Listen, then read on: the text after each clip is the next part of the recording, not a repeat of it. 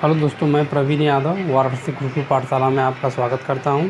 आज जैसा कि फर्स्ट और सेकंड क्लास हो गया है, आज तीसरा क्लास है, थर्ड क्लास है। आज नंबर सिस्टम में कुछ थोड़ा बहुत बेसिक बचा हुआ है, उसको भी आज कंप्लीट करते हैं। कुछ कंसेप्ट है, उसको आगे आके देखते हैं।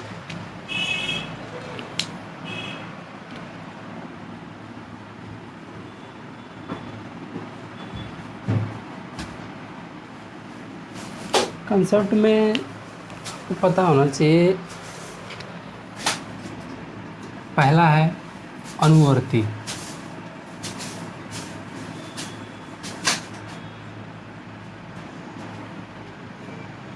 अनुवर्ती संख्या क्या होती है?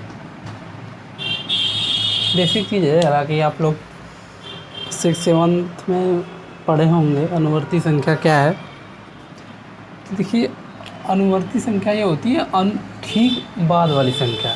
मतलब कोई जैसे कोई नंबर है, ठीक ना, कोई नंबर मान लीजिए हम ले लेते हैं 10। अब इससे पूछेगा कि 10 का अनुवर्ती क्या होगा, तो 10 के अनुवर्ती के ठीक बाद में क्या आने वाला है? 11। तो वो अनुवर्ती में ये हो जाएगा 11। समझ में आ गया? तो इसी वजह से एग्जाम्पल में लिख लेना,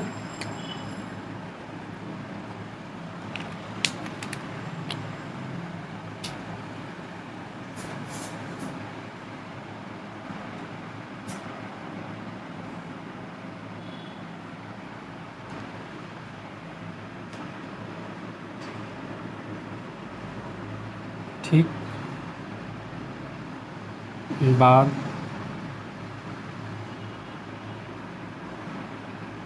वाली संख्या। ठीक,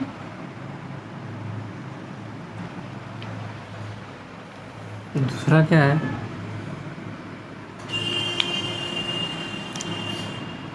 पूर्ववर्ती।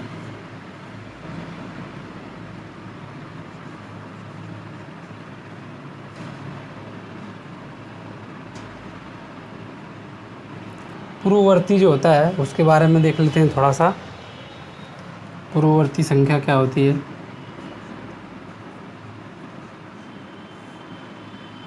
पूर्ववर्ती संख्या का मतलब ये होता है ना,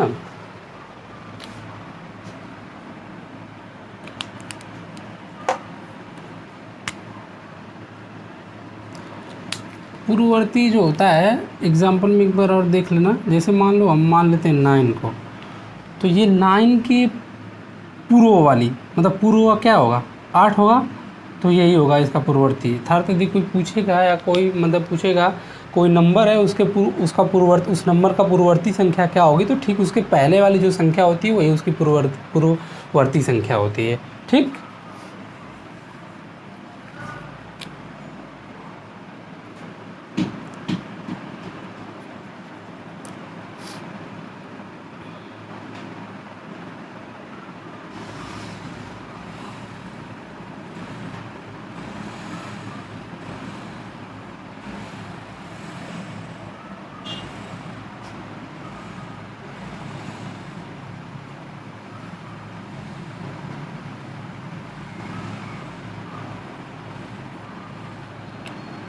ठीक, इसके पहले वाली। तो आप लिखेंगे ठीक पहले वाली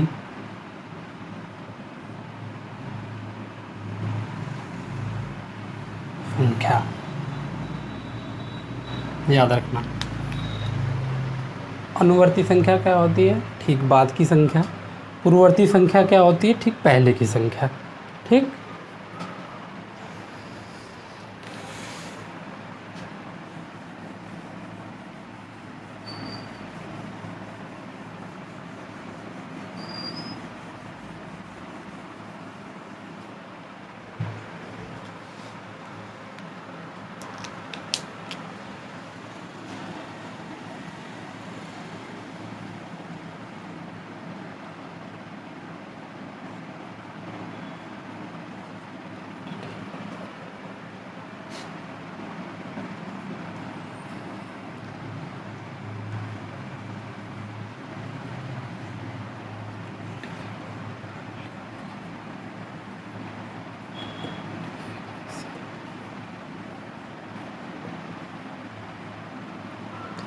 तो अगला कंसेप्ट के बारे में देखते हैं, आइडेंटिटी एलिमेंट ऑफ मल्टीप्लिकेशन।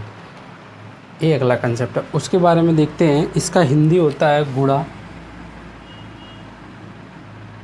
का तस्मक।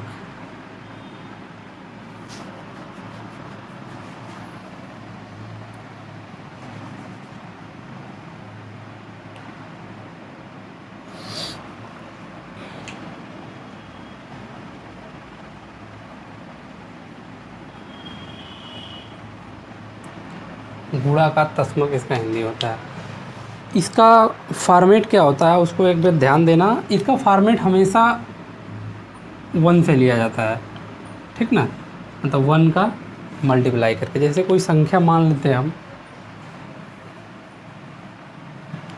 मान लो कोई संख्या मान लेते हैं, एग्जाम्पल के तौर पे मान लेते ले लेते हैं हम, मान लीजिए a कोई संख्या है, ठीक ना।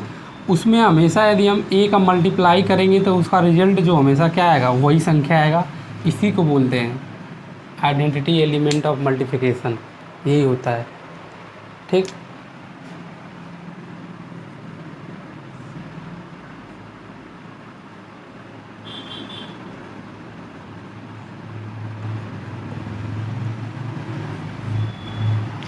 ओके, कोई दिक्कत है यहाँ से? तो आइडेंटिटी एलिमेंट ऑफ मल्टीप्लिकेशन, गुणा का तस्मक का मतलब ये होता है कि मल्टीप्लाई हम 1 से करते हैं किसी नंबर में तो उसका वैल्यू वही आ जाता है, तो वही होता है, ठीक।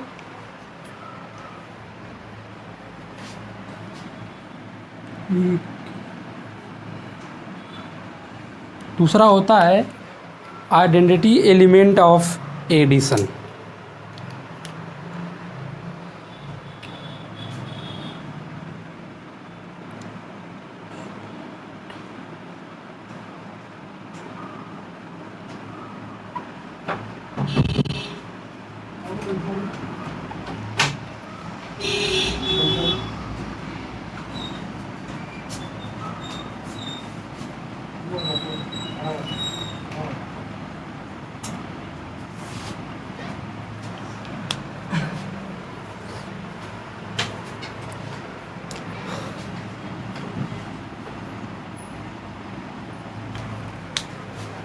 आइडेंटिटी एलिमेंट ऑफ एडिशन क्या होता है उसको देखो।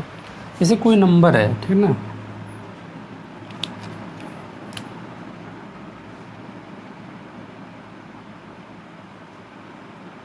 मान लीजिए ये नंबर है, यदि इसमें हम क्या करते हैं 0 ऐड कर देंगे तो उसका मान क्या आ जाएगा, वही संख्या आ जाएगा, ठीक ना। तो बस यही होता है आइडेंटिटी एलिमेंट ऑफ एडिशन, जिसका किसी भी इस नंबर में यदि हम 0 को प्लस करेंगे तो वो वैल्यू क्या आएगी, वही आइडेंटिटी एलिमेंट ऑफ एडिशन कहलाती है। एग्जांपल में मान लीजिए 26 + 0 जोड़ेंगे तो कितना आएगा, तो वही संख्या 26 ही आएगी, तो यही होता है।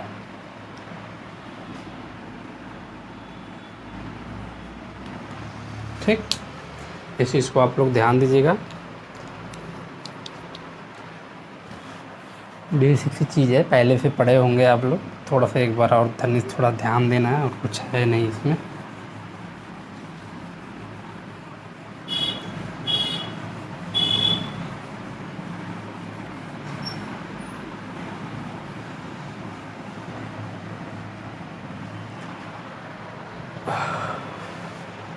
तीसरा देखते हैं, तीसरा क्या है, मल्टीप्लिकेशन इनवर्स क्या होता है उसको देखते हैं। मल्टीप्लिकेशन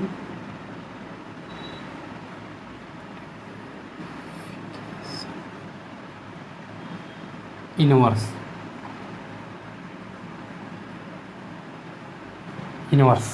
मल्टीप्लिकेशन इनवर्स क्या होता है उसके बारे में देखते हैं। गुणा का प्रतिलोम, गुणा का प्रतिलोम, उसको देख लो।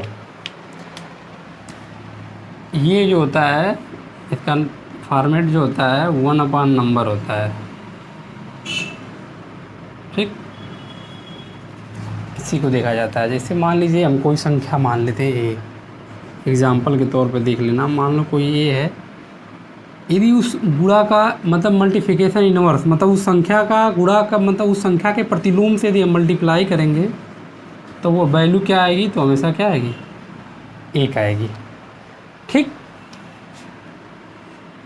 यदि एग्जाम्पल में यदि कोई पूछ दे आपसे, कोई संख्या है, मान लीजिए कि मान लें हम 25 मान लेते हैं, इस 25 में हम इस ये जो है उस संख्या का जो प्रतिलोम होगा पूछ रहा है आपसे, तो हम तुरंत निकाल देंगे y बराबर 1/25। याद रखना, ये सब चीज़ें बेसिक चीज़ें हैं, याद होना चाहिए। गुणा का प्रतिलोम से निकलता है, फॉर्मेट ये होता है प्रतिलोम का, 1/, नंबर। किसी भी संख्या का प्रतिलोम जो होता है 1/, नंबर, उसी संख्या का वो नंबर होता है, संख्या पूछा जाएगा आप, फिर ये आप लगा लेना। चौथा क्या है उसको देख लेना एक बार।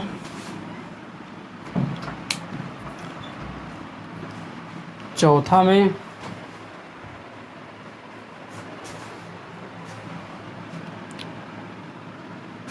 एडिशन इनवर्स क्या होता है उसको देखना।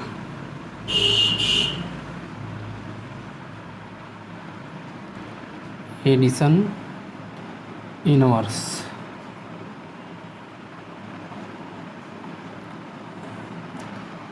जोड़ का प्रतिलोम, जोड़ का प्रतिलोम, जोड़ का प्रतिलोम क्या होता है,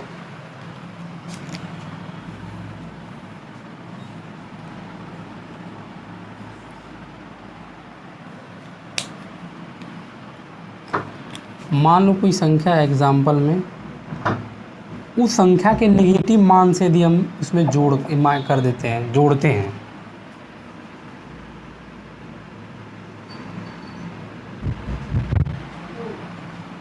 तो उसकी वैल्यू क्या होगी, वही पूछता है। तो हो जाएगा a - a = 0। समझ में आ गया,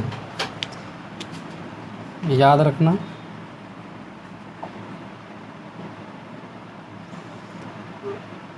जैसे 12 है, इसका यदि हमको जोड़ प्रतिलोम पूछेगा क्या होगा,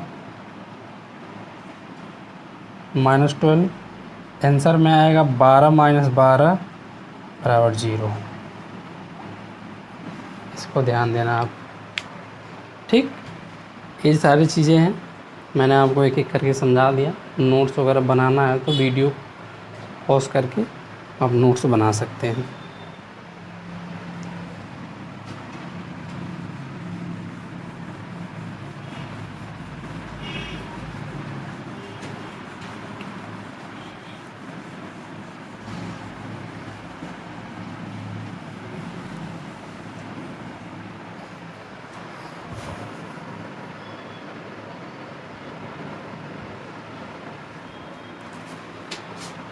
इतना कंसेप्ट आपको समझ में आ गया। आगे चलते हैं, विशुद्ध मान क्या होता है, एब्सोल्यूट वैल्यू क्या होती है, उसके बारे में थोड़ा सा देखते हैं।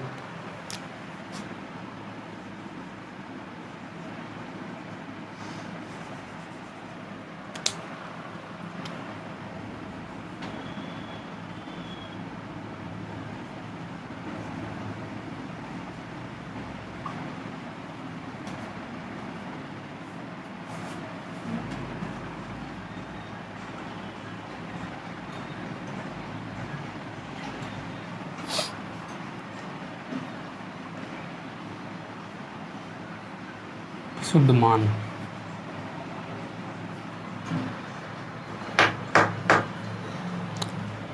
उसके बारे में देखते हैं ध्यान से।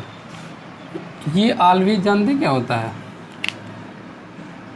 मॉड में होता है,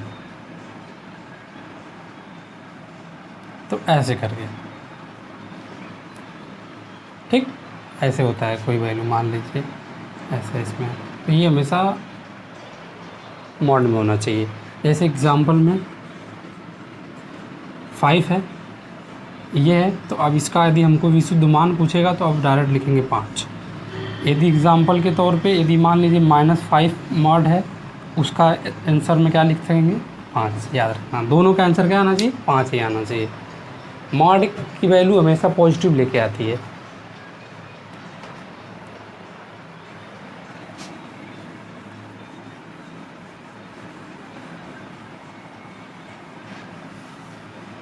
अभी अब हम सिखाते हैं प्रॉपर्टीज ऑफ नंबर।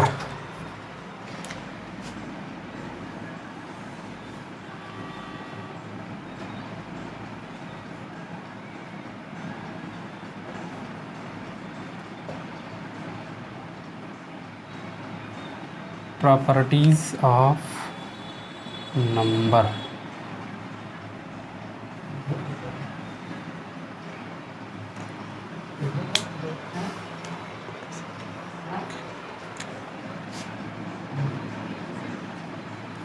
गुण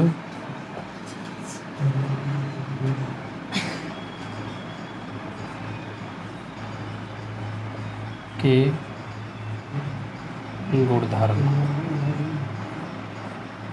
ठीक, ये अब थोड़ा ध्यान देना, इसका क्या होता है एक एक करके इसके बारे में बताते हैं। पहला है क्लोजर लॉ, क्या होता है उसके बारे में होता है संबरक नियम। पहला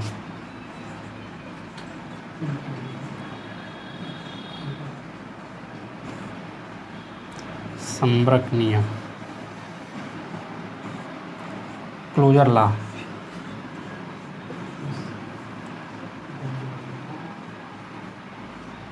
क्लोजर लॉ क्या होता है उसके बारे में ध्यान से देखिए।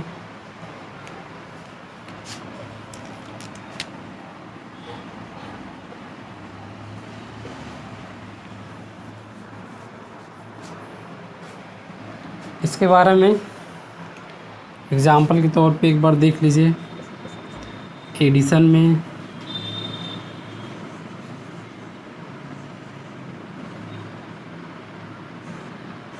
ठीक, जैसे एक में यदि हम 4 को ये मतलब 1 में यदि 4 को यदि ऐड करेंगे तो आंसर क्या आएगा 5।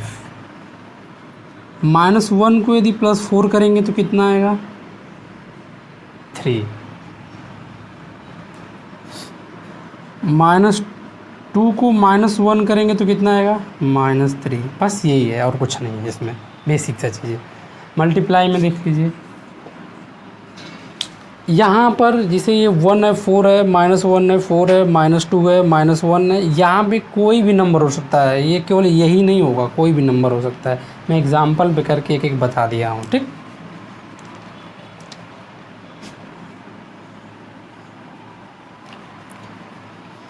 मल्टीप्लिकेशन में देख लीजिए,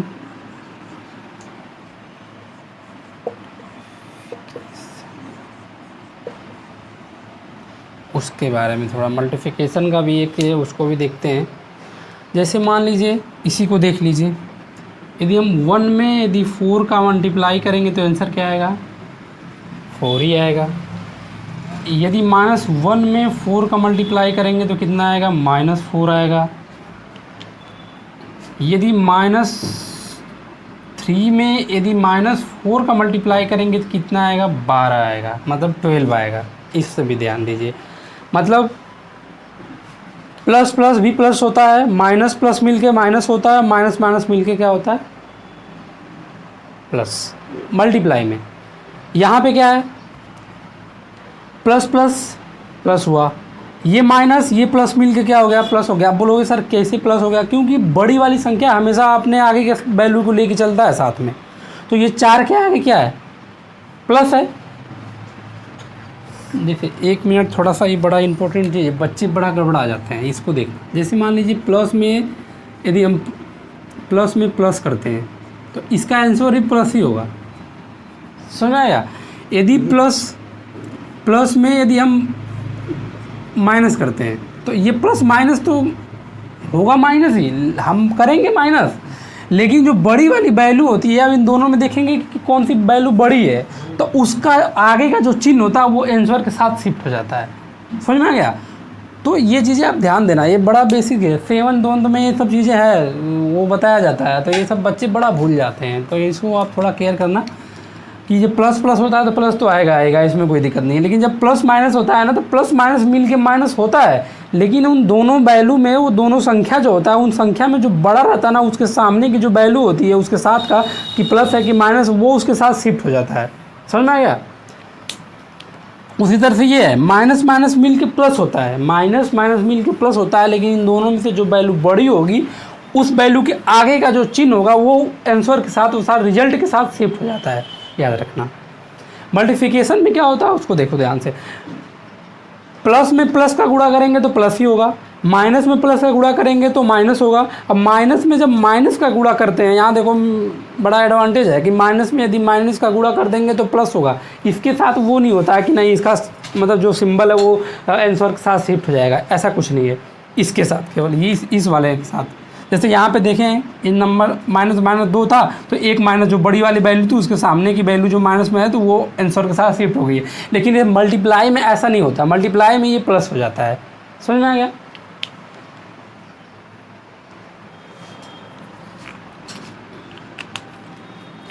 जैसे देखिए ये 2 है इंटू -4, इसकी वैल्यू क्या आएगी, तो 4 दूना के 8, आई माइनस इसके साथ लग जाएगा।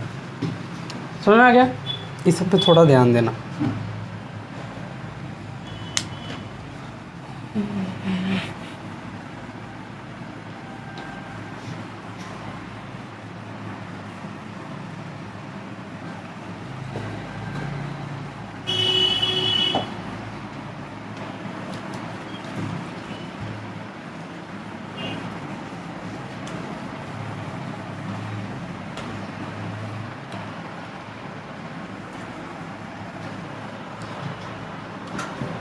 क्रय विनिमय नियम क्या होता है उसके बारे में देख लेते हैं।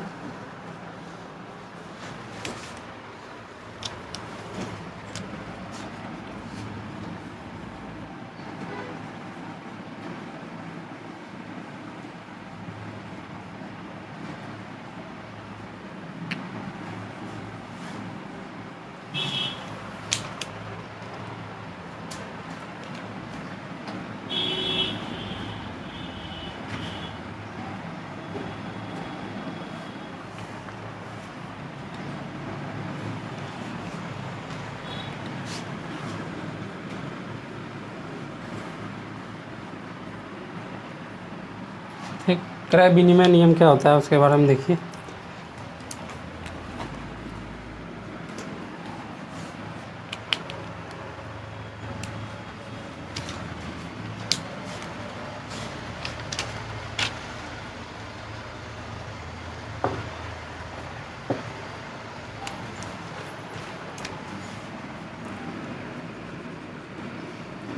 ये है प्लस बी है, ये है ना, इक्वल टू यदि हम b प्लस ए करेंगे तो इसके रिजल्ट में कोई परिवर्तन नहीं आएगा। यही होता है क्रय विनिमय नियम। समझ में आ गया? इसका a प्लस बी है, और इसका ठीक पहलू को यदि आपस में बदल दिया जाए तब उसका जो रिजल्ट होगा वो हमेशा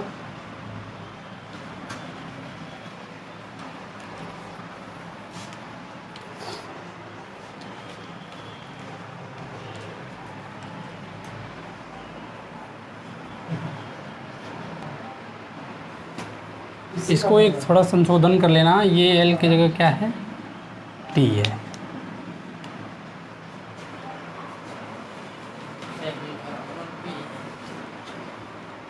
तो ये चीज़ें आपको समझ में आ गई। एक एग्जांपल और देख लेना। मान लो ए और बी है, इसके बराबर यदि हम बी और ए करते हैं तो इसके मान में कोई परिवर्तन नहीं होगा, दोनों वैल्यू क्या होगी, एक ही आएगी। ठीक ना, इस पे ध्यान देना। अगला नियम हम पढ़ने वाले हैं सहचर्य नियम।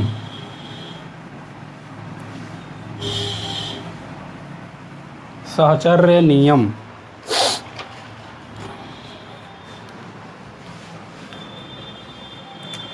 एसोसिएटिव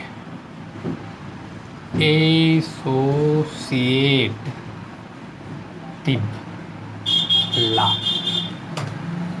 सहचर्य नियम।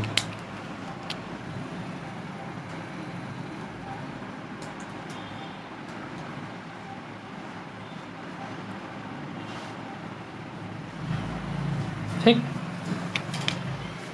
ये अगला है, ये क्या होता है उसके बारे में ध्यान देना। जैसे मान लो a प्लस बी है, ठीक ना, प्लस सी इक्वल टू, यदि हम क्या कर देते हैं, इनमें से कोई बाहर कर लिए, मान लो हम a को बाहर कर देते हैं और b प्लस सी कर देते हैं, तो इसमें और इसके मान में कोई परिवर्तन नहीं होगा, ये दोनों मान क्या होंगे, बराबर आएंगे। ठीक, एग्जाम्पल के तौर पे एक बार देख लीजिए, जैसे मान लो हम 3 प्लस 4 प्लस यहाँ हो जाएगा 5 इक्वल टू मान लेते हैं हम 3 प्लस हो जाएगा 4 प्लस 5। ठीक, तो ये हो जाएगा तुम्हारा 4 3 7, और 7 में जब 5 जोड़ोगे तो कितना हो जाएगा, 12। और ये हो जाएगा 5 और 9 में 3 जोड़ोगे तो कितना हो जाएगा, 12 हो जाएगा। तो क्या मान में परिवर्तन दिखा आपको, तो जवाब है कि नहीं दिखा। तो बस यही होता है। ठीक, सहचर्य नियम, एसोसिएटिव लॉ क्या होता है, ये बस यही होता है और कुछ ज़्यादा इसमें नहीं है। एक मल्टीप्लाईवर में देख लीजिए, जैसे मान लीजिए ए है, मल्टीप्लाई हम करके बी मल्टीप्लाई सी कर दिए। ठीक, इसी के इक्वल टू करके हम ए गुणे बी करके गुणे सी कर दिए। ठीक, एक वैल्यू को बाहर कर दिए। अब इसका जो मान आएगा ये बराबर होना चाहिए। एग्जाम्पल में देख लेते हैं, जैसे हम मान लेते हैं 3 मल्टीप्लाई 4 इंटू 5, ये हो गया। एक हम बाहर, एक ये हो जाएगा 3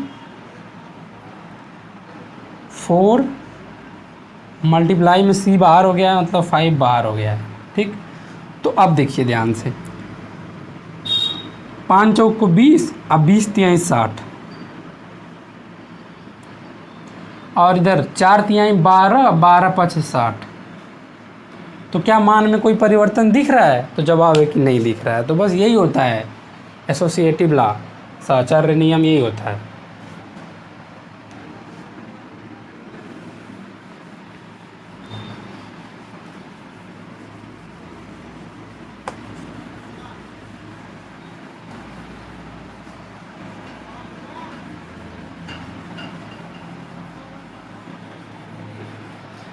सहचर्य नियम। अब अगला नंबर है डिस्ट्रीब्यूटिव लॉ।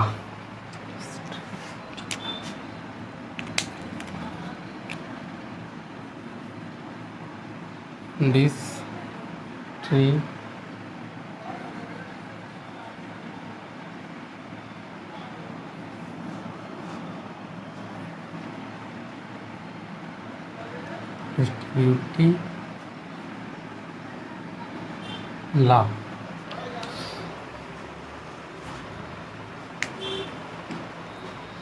डिस्ट्रीब्यूटिव लॉ क्या होता है उसको देख लीजिए।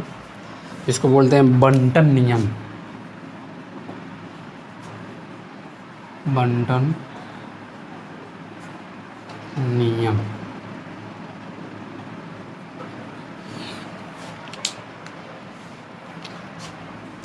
जैसे देखिए ए है, मल्टीप्लाई में यदि बी प्लस सी हो गया, इक्वल टू बी को बाहर कर दिए और ए प्लस सी कर दिए।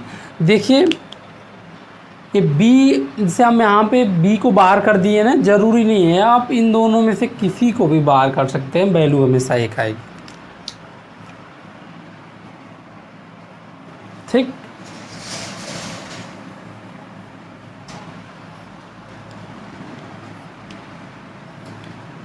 तो ये जो है, अब आगे देखते हैं। ए में यदि हम बी का गुणा करते हैं तो क्या आएगा, ए बी आएगा।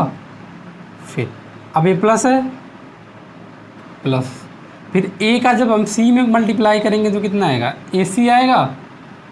तो बस यही होता है एक और देख लीजिए, यदि हम b को बाहर कर लेते हैं और a प्लस सी है, इसका क्या आएगा? तो इसका जब करेंगे तो ए बी आएगा प्लस ये बी सी आएगा। बस यही होता है बंटन नियम, ठीक है ना। बंटन मतलब बांट रहा है, देख लीजिए अलग अलग बांट दिया है कि नहीं। एक नंबर में भी देख लीजिए, नंबर में मान लेते हैं हम ए की जगह पे मान लेते हैं 3, बी की जगह पे मान लेते हैं 4 प्लस 5। इसका जब हम करेंगे तो 4 तिहाई 12 प्लस फिर 5 तिहाई 15, तो इक्वल टू जब जोड़ देंगे तो कितना आएगा अपना देख लेना लोग।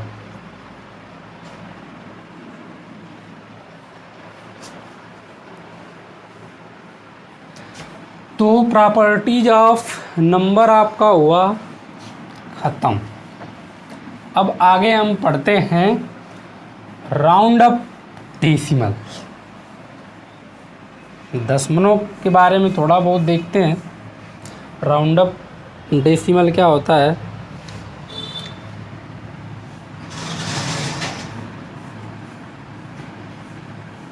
राउंड अप डेसिमल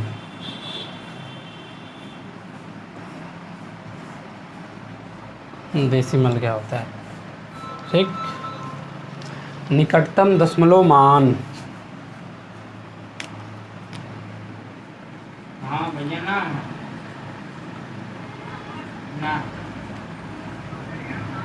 लाइब्रेरी में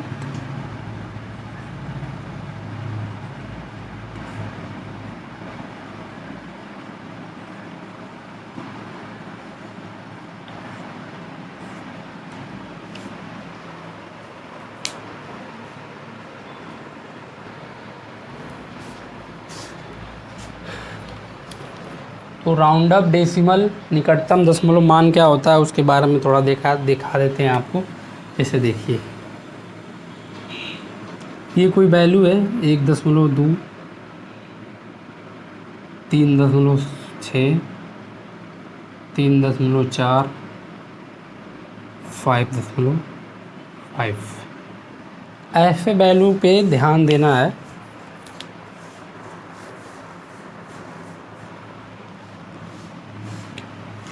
जैसे याद रखना दशमलव के बाद वाला जो होता है, यदि वो 0.5 दिख रहा है ना, इससे छोटा और बड़ा बस यही देखा जाता है।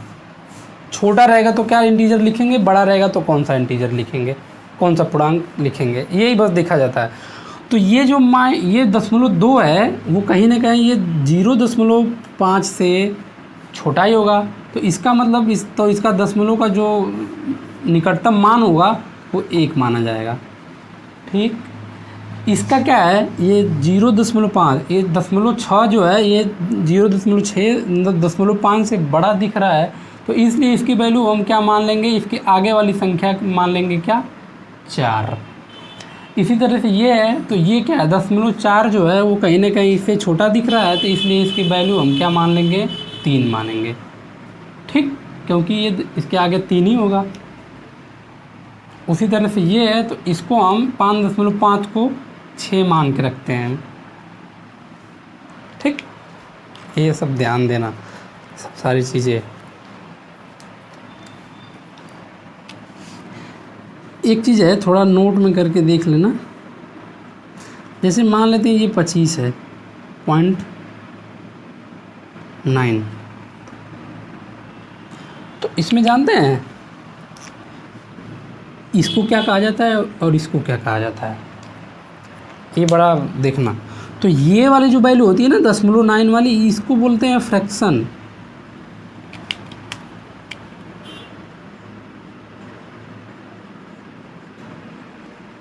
ठीक, और इसको बोलते हैं इंटीजर।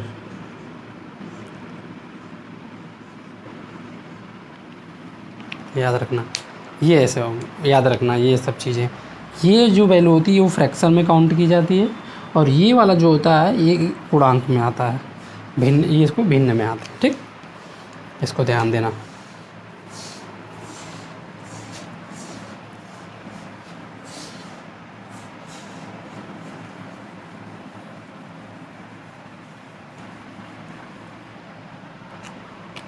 नोट करके और देख लेना। जैसे एग्ज़ाम्पल में आपको दे दिया 6.815 ऐसे कुछ दे दिया आपको, ठीक, 4 पूछ दिया इसका निकटतम दशम मान क्या होता है। निकटतम दशम मान,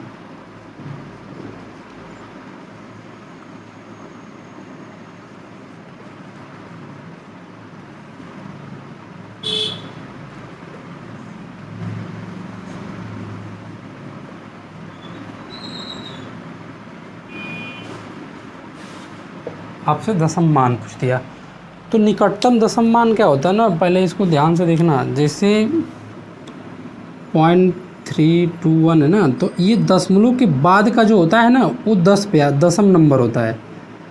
जैसे जैसे बढ़ते जाएंगे ये नंबर बढ़ता जाएगा, फिर दूसरा वाला 100वां पे आ जाता है, तीसरा वाला 1000 पे आ जाता है, 1000वां नंबर वाला माना जाता है उसको निकटतम मान। याद रखना है सब चीज़ें।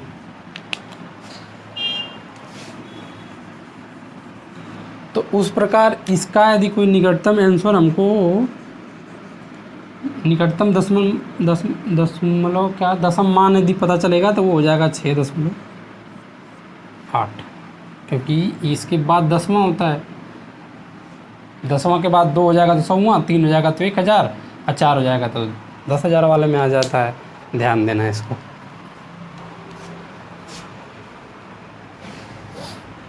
अब एक सवाल और देख लेते हैं।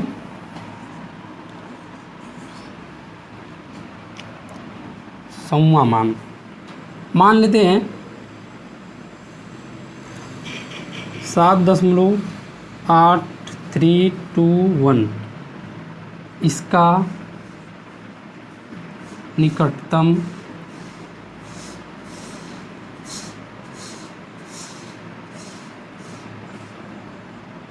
हंड्रेड वाला मान क्या होगा उसको देखते हैं।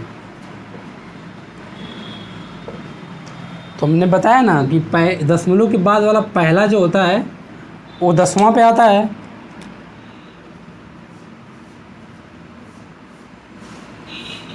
और ये दोनों जो होता है ये 100वां पे आता है। ठीक,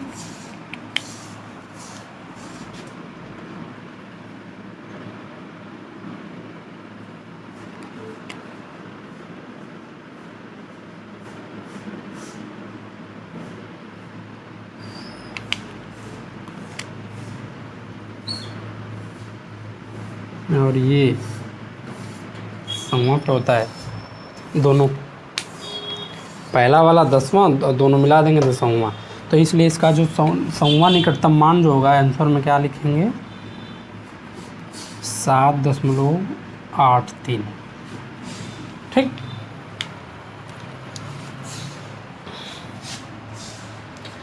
उसी तरह से 1000वां भी उतार निकाल सकते हैं। 1000वां मान भी निकालेंगे तो जब 1000वां मान निकालेंगे तो 1 2 3 हो जाएगा, मतलब कि 7.832 हो जाएगा। ओके,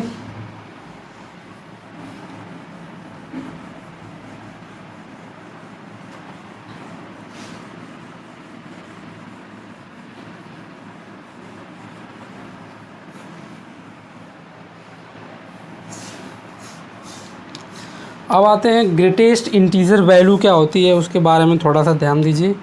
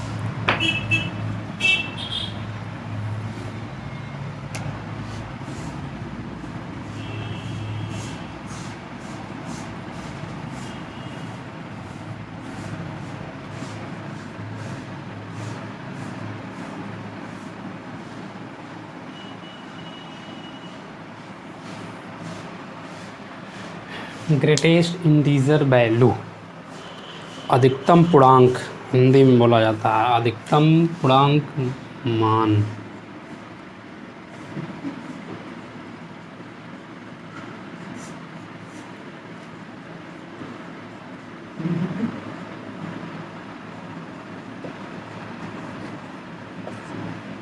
इसको जानते हैं, इसको बड़े वाले कोष्ठक से डिनोट किया जाता है इससे, ये हमेशा इसी तरह से होता है। ठीक, थोड़ा 1 मिनट मैं मार्कर में स्याही भर लूँ।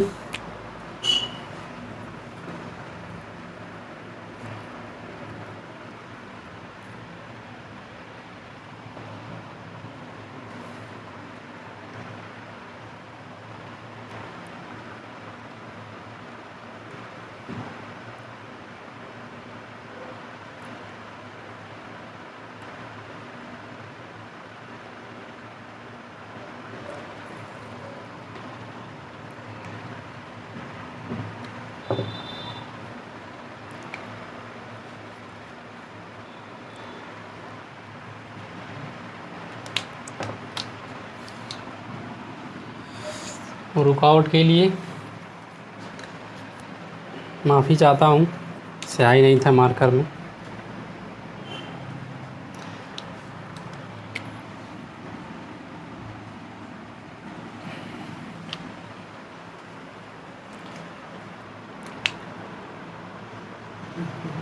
तो ग्रेटेस्ट इंटीजर वैल्यू के बारे में, अधिकतम पूर्णांक के बारे में ध्यान देना। इसको क्या होता है ना, इसका एक थोड़ा सा ये लिख लेना,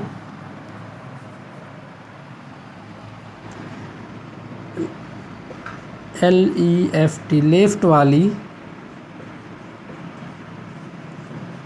संख्या या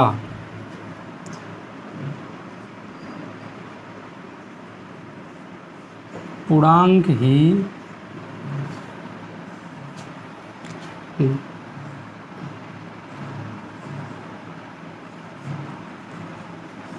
ग्रेटेस्ट इंटीजर वैल्यू होती है। ठीक ना, जैसे में देख लीजिए, हम मान लेते हैं कि -4.7। इसको, इससे पहले आपको एक चीज़ समझना बहुत ज़रूरी है, लाइनिंग। जैसे मान लो हम यहाँ से लेके यहाँ तक चले गए, ठीक, और ये है 0, ये हो जाएगा आपका -1, ये -2, ये -3, ये -4, ये -4, 5, डॉट डॉट करके आगे तक, और ये हो जाएगा आपका 1, 2, 3, 4, 5 प्लस में आगे तक। ठीक, तो इसमें क्या होता है कि जैसे कि अब इस ए नंबर लाइन से ना आपको हम बहुत अच्छे से सिखा देंगे। जैसे एग्जांपल में देख लीजिए, इसे मान लो एग्जांपल में देख लीजिए 4.7 है, इसको हम बड़े कोष्ठक में रख लिए और माइनस कर लिए। तो 4.7 माइनस में हमें जब भी वैल्यू निकलेगी तो वो इसके और कहीं ना कहीं इसके बीच में निकलेगी, मतलब यहाँ पे आएगी, यहाँ पे आएगी कि नहीं आएगी। तो इसके ठीक लेफ्ट वाली मान लेते हैं कि हमको यही भी वो संख्या मिलेगी, क्या, -4.7। ये संख्या कहाँ मिलेगी, यहीं पे मिलेगी। तो अब इसकी क्या बोले, लेफ्ट वाली, लेफ्ट का मतलब इसके आगे की संख्या क्या है, -5 है। तो इसका ग्रेटर जो होगा, ग्रेटर इंटीजर जो वैल्यू होगा, जो ग्रेटेस्ट इंटीजर वैल्यू होगा वो -5 होगा। समझ में आ गया। एक और देख लीजिए, जैसे मान लेते हैं 0.7, बड़े कोष्ठक में हो गया। अब 0.7 यदि कोई वैल्यू होगी तो वो कहाँ होगी, वो 0 से और 1 के बीच में कहीं ना कहीं इधर ही होगी, कहीं ना कहीं इधर होगी। तो हम बोले इसके ठीक लेफ्ट वाली, तो लेफ्ट वाली जो होगी संख्या क्या है, 0 है, इसलिए इसका जो ग्रेटेस्ट इंटीजर वैल्यू होगा वो 0 होगा। ठीक, याद रखना, लेफ्ट वाली संख्या या पूर्णांक ही होता है, लेफ्ट वाली संख्या हमेशा लिया जाता है। समझ में आ गया। जैसे मान लेते हैं हमको ये इतना समझ में आ गया, थोड़ा मिटा देते हैं इसको।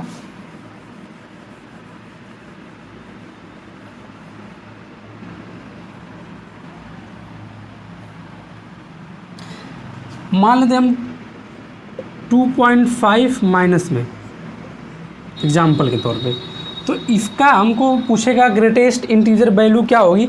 तो अब 2.5 जो होगा, अब देखते हैं कि वो कहाँ होगा। तो कहीं ना कहीं जो 2.5 होगा कहीं ना कहीं यहाँ होगा, यहीं पर मिलेगा। तो इसके जो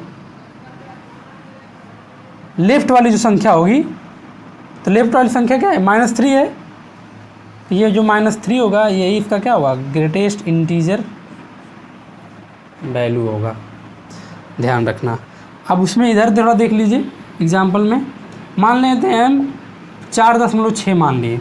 अब 4.6 में यदि हमको ग्रेटेस्ट इंटीजर का मान पूछेगा, तो ये 4.6 हमको कहाँ दिख रहा है, 4.6 कहीं ना कहीं इधर ही दिखेगा, इधर दिखेगा ना, इसके ठीक लेफ्ट वाली, मतलब ठीक दाहिने, सॉरी ठीक बाएं कौन सी संख्या होगी, तो वो क्या है, 4 है।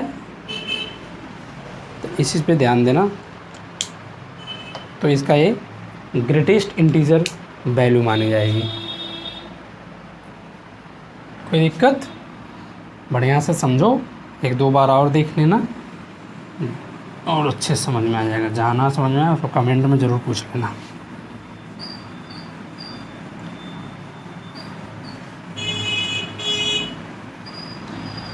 एक क्वेश्चन है, थोड़ा उसको देखना।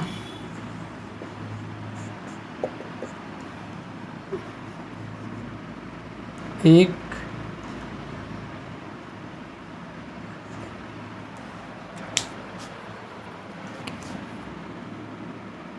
रूट में 1, √2, √3, √4, √5 डाट डाट करके √10।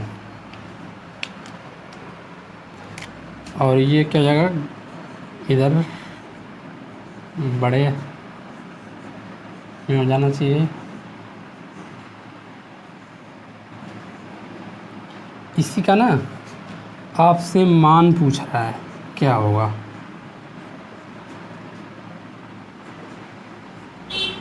ठीक, इसका क्या है, मान पूछ रहा है। तो पहले हम इसको ग्रेटेस्ट इंटीजर वैल्यू में इसको तोड़ेंगे, तोड़ने के बाद फिर जोड़ेंगे, तब जाके आंसर आएगा। तो हम पहले क्या करते हैं, तोड़ते हैं। इसका क्या होगा, इसका रूट पे निकालेंगे तो क्या निकल के आएगा, रूट जब निकाल के तो हमारा क्या आ जाएगा, 1 ही होगा। इसका क्या आ जाएगा, 1.414 हो जाएगा।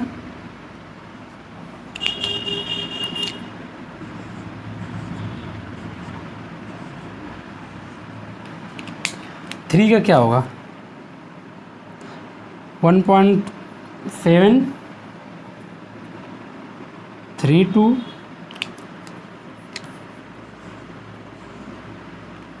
4 का क्या होगा, 2 होगा।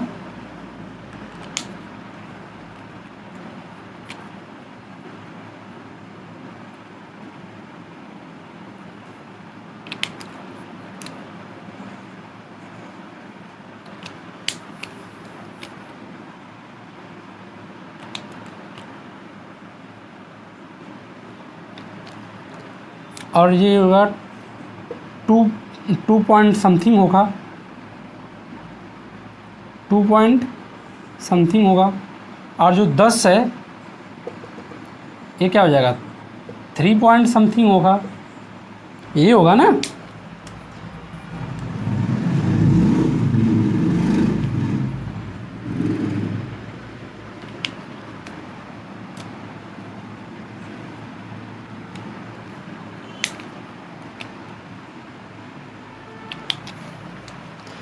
तो अब इसका हो जाएगा 1। इसका तो अब जानते हैं, इसका ग्रेटेस्ट इंटीजर वैल्यू हम बताए ही थे कि 1.4 है, तो ठीक उसके लेफ्ट में 1 ही आएगी। इसका भी वही होगा, ठीक लेफ्ट 1।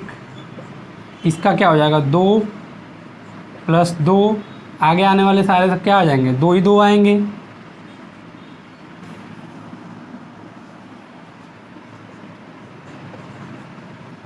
1 2 3 4 5 6 7 8 9, एक है 10 का जो होगा 3, 3 3 के 9, 9 का भी आपका क्या आना चाहिए 3 ही आएगा, क्योंकि रूट में जो 9 रहेगा उसका निकल के क्या आएगा 3 ही आता है ना।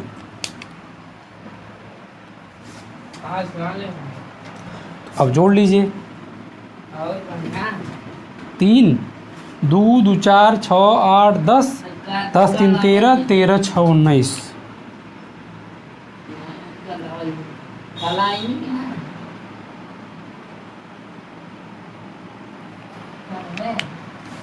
तो ग्रेटेस्ट इंटीजर वैल्यू इसका क्या होगा 19 होगा। इस तरह से निकाला जाता है, ध्यान देना निकाल।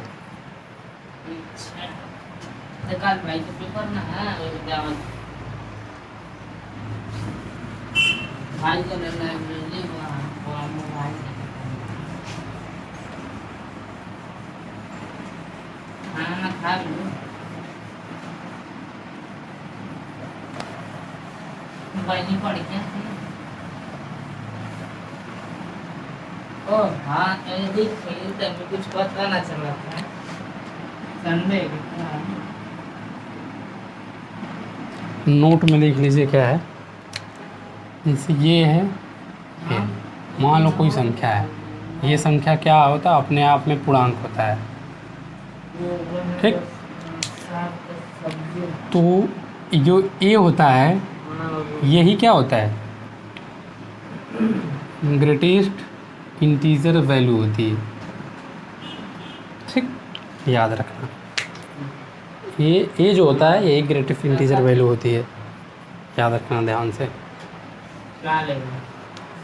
हम आगे कंसेप्ट देखते हैं, प्लेस वैल्यू क्या होता है और फेस वैल्यू क्या होता है उसके बारे में।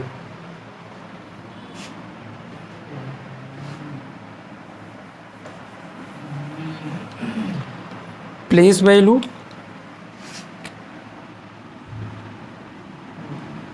PLA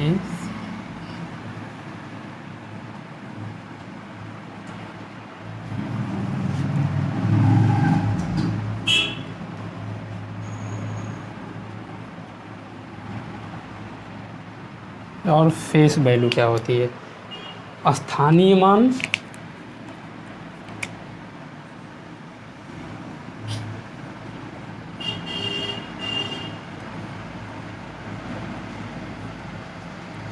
जातीय मान।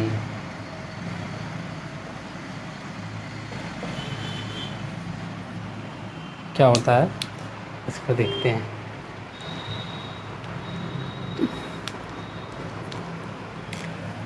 अब स्थानीय मान क्या होता है, जैसे मान लीजिए एग्जांपल में हम आपको सिखा देते हैं 5 3 2 9 7। इसमें यदि पूछेगा ना 5 का स्थानीय मान क्या होगा, 3 का स्थानीय मान क्या होगा, 2 का स्थानीय मान कितना होता है, 9 का स्थानीय मान क्या होगी, 7 का स्थानीय मान क्या होगी, तो कुछ नहीं। यदि आपको 9 का स्थानीय मान पूछेगा तो 9 के आगे इधर कितनी वैल्यू है 1। 2 का पूछेगा तो 2 कितनी वैल्यू है 2 शून्य लगा देंगे 1। 3 का पूछेगा 3 लगा देंगे। 5 का पूछेगा तो 1 2 3 4 शून्य लगा देंगे। बस यही होता है और कुछ नहीं, इससे बेटर इससे ज़्यादा कुछ नहीं होता है। स्थानीय मान ऐसे लिखा जाता है। एक एग्जांपल और देख लीजिए,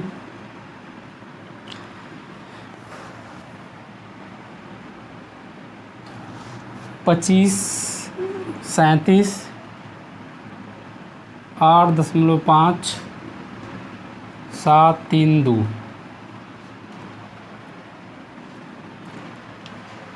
इसका आपसे पूछा जाता है, मैंने इसके पहले बताया था ना कि दशमलव के ठीक बाद का जो होता है ना वो 10वां मान होता है, दूसर के 100वां होता है, तीसरे के पे 1000 होता है।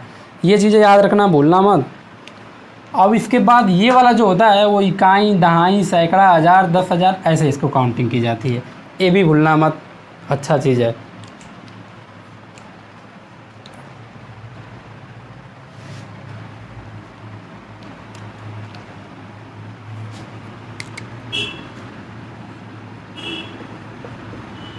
टेंथ वैल्यू होती है और ये वाला 100th वैल्यू होती है और ये इकाई होता है, ये दहाई होता है, ये सैकड़ा होता है, ये हज़ार होता है, ऐसे ऐसे होता है, इसको ध्यान देना, भूलना मत। फिर ये वाला हो जाएगा 10,000। अब हम आ जाते हैं जातीय मान क्या होता है उसके बारे में देख लेते हैं। ये तो स्थानीय मान के बारे में बता दिया कि ऐसे निकला जाता है। और जातीय मान जो होता है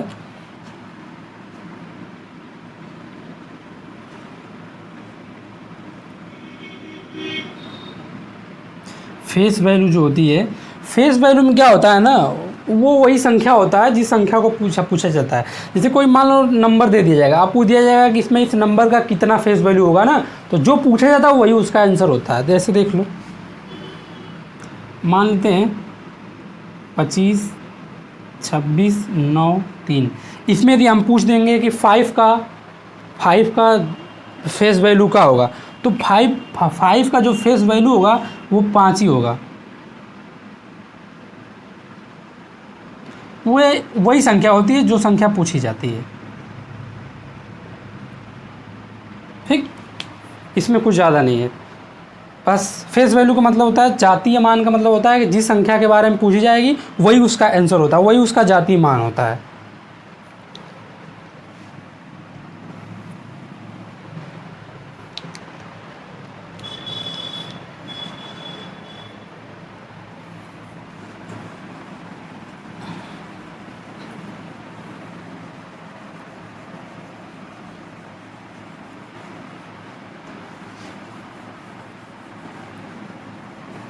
एक सवाल लिख लेना ज़रूरी है।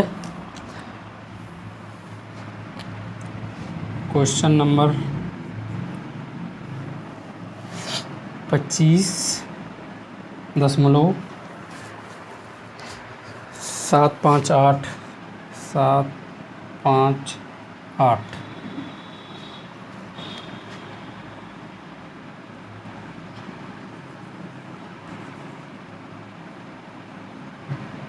में दोनों 5 का जातीय मान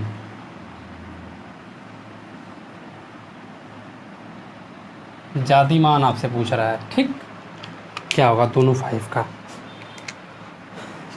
ये दिख रहा है, ये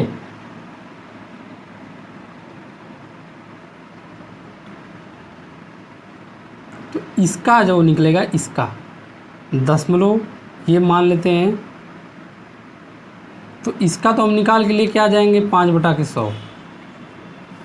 ठीक,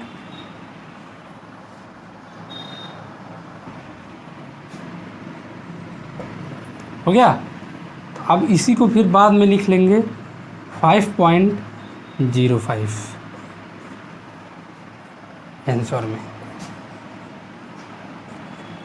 इसका तो वही वैल्यू हो गया इसका, लेकिन ये दशमलव के बाद दूसरे पे है, मतलब कि दहाई वाले सैकड़े वाले पे है, 100वां मान है, तो 100वां मान हो जाएगा, इसके बटा के 100 हो जाएगा, ये या ये हो जाएगा। मतलब ये तो चीज़ आपको पता होगा ना, कि जैसे मान लीजिए कि कोई है संख्या 9 ये ऐसे करके है, तो ये दशमलव के नीचे 1 होता है, इसके आगे जितना होता है उसका जीरो लिख लिया जाता है।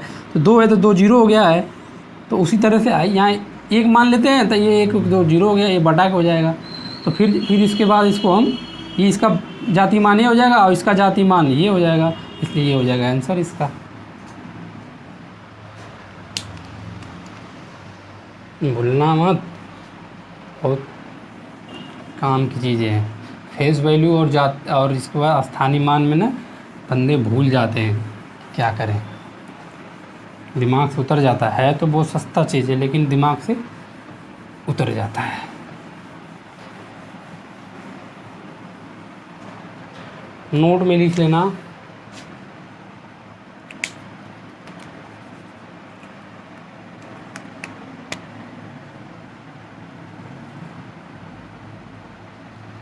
$1 मिलियन में 1 मिलियन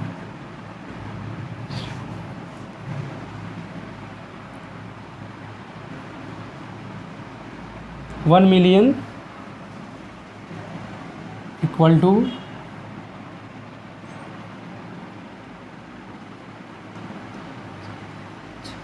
कितना होता है?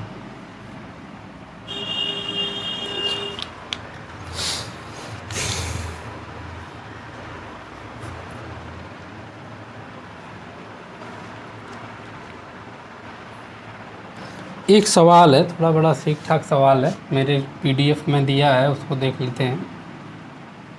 जो क्वेश्चन का पीडीएफ है उसमें है एक सवाल, थोड़ा उसको देख प्रैक्टिस करा देते हैं। करा यदि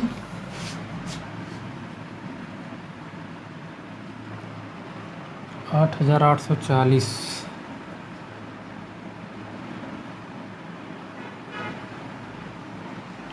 8,880 880 इक्वल टू 8 गुणे 10 की पावर x प्लस 8 गुणे 10 की पावर y प्लस 8 गुणे 10 की पावर z, जहाँ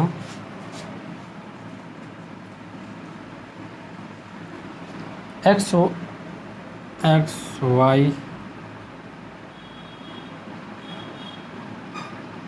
और z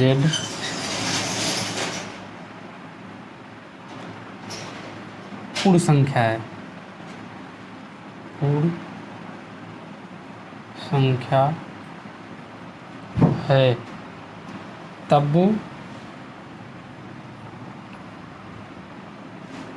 x plus Y plus Z का मान आपसे क्या कर रहा है, पूछ रहा है। देखते हैं।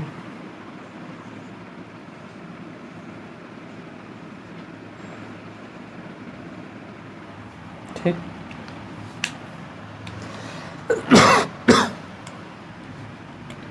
ये देखिए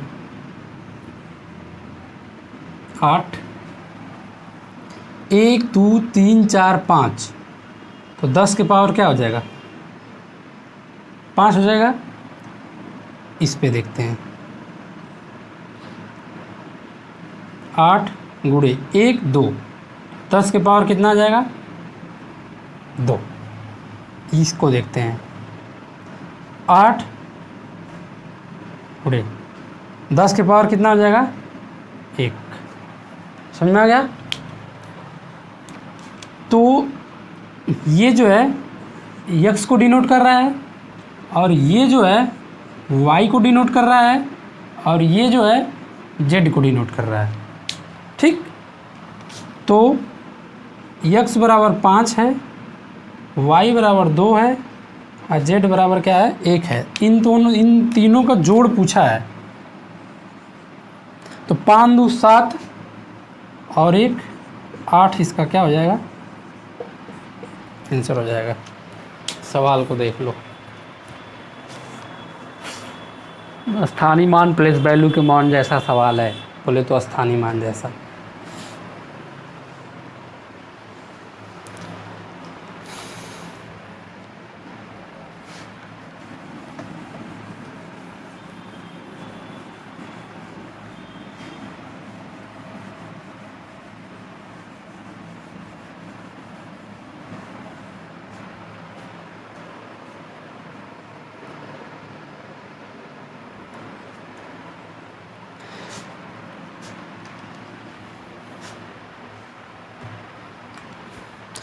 अगला हेडिंग डालिए, counting of digit. Counting of digit.